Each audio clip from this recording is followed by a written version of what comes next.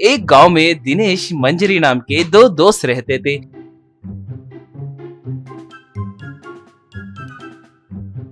वो दोनों एक ही इंजीनियरिंग कॉलेज में पढ़ते थे।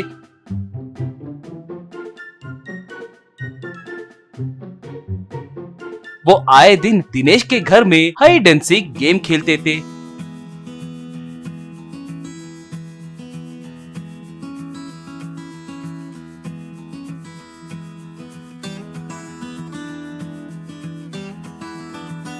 दिनेश अपने घर में किसी भी कोने में छुपे तो भी मंजरी उसे आसानी से पकड़ लेती थी। दिनेश हरदम हार जाता था। अब समझ आया क्या? तुम मुझे इस हाइड एंड सीक गेम में कभी हरा नहीं सकते। हम बचपन से ये गेम खेल रहे हैं, कम से कम एक बार तो भी तुम जीते क्या रे? अब हम दोनों इंजीनियरिंग पढ़ रहे हैं, अभी तुम बच्चों के जैसे मुझसे ये गेम खिलवा रहे हो। अगर कोई हमें देखेंगे तो हमें पागल सोचेंगे। अब से ये गेम खेलना छोड़ देंगे, तुम मुझसे जीत नहीं सकते हो कहकर मान जाओ।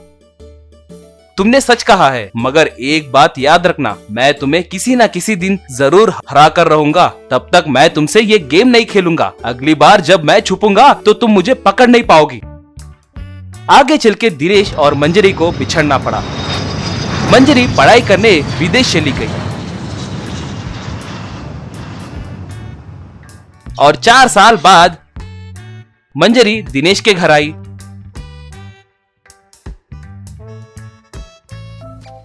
पता चला है कि तुमने अभी तक शादी नहीं की। तुम अपने जिंदगी में क्या करना चाह रहे हो? सुना है कि तुम नौकरी करने के लिए भी तैयार नहीं हो। तुम इतनी कीमती समय को बर्बाद क्यों कर रहे हो? उसका कारण है, मेरा कीमती समय किससे और कैसे बिताना है मुझे अच्छे से पता है। हमारे बीच में एक चैलेंज था ना, तुम्हें याद है क्या? क्या चैलेंज? हम दोनों के बीच में कौन सा चैलेंज है रे? हम दोनों बेस्ट फ्रेंड्स हैं ना। हम दोनों आज हाइड एंड सीक गेम खेलेंगे। अगर मैं जीत गया तो तुम्हें मेरे कहे जिसे करना होगा। क्या तुम अभी तक वो हाइड एंड सीक गेम नहीं भूले? मैंने यूं ही कहा था रे। ठीक है, खेलेंगे, चलो। मंजरी दीवार के पास जाकर 1 2 3 4 5 कहते हुए 10 तक गिनती की। बाद में दिनेश के लिए पूरा घर ढूंढने लगी। बहुत ढूंढने पर भी दिनेश उसे दिखाई नहीं दिया। वो बहुत देर उसे ढूंढने लगी।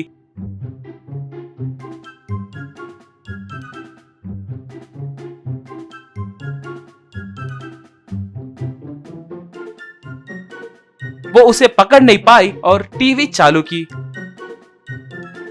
उसे दिनेश उस टीवी में सोते हुए दिखा। दिनेश होठम पर उंगली रखकर कह रहा था। मंजरी उसे देखकर दंग रह गई। दिनेश उस टीवी में से बाहर आया।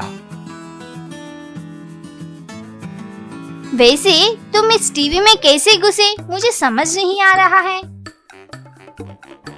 किसी भी दिन तुमसे हाइड एंड सीक गेम में जीतने के लिए मैं इस टीवी को तैयार करवाया। तुम कब आओगे कहकर 4 सालों से तुम्हारा इंतजार कर रहा हूँ।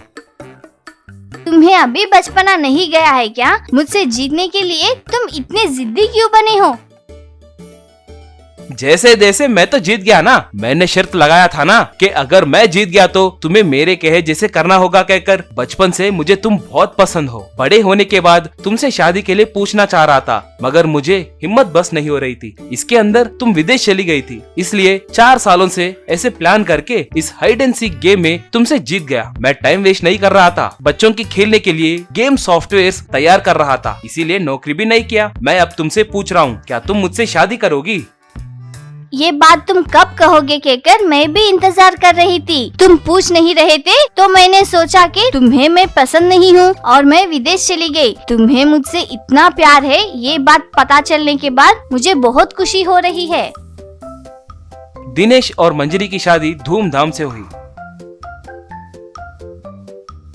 शादी होने के बाद दिनेश मंजरी हाइड एंड सीक गेम खेलना नहीं छोड़े। हाइड एंड सीक गेम खेलते वक्त दिनेश हर दम टीवी में छुप जाता था, मगर मंजरी उसे पकड़ लेती थी।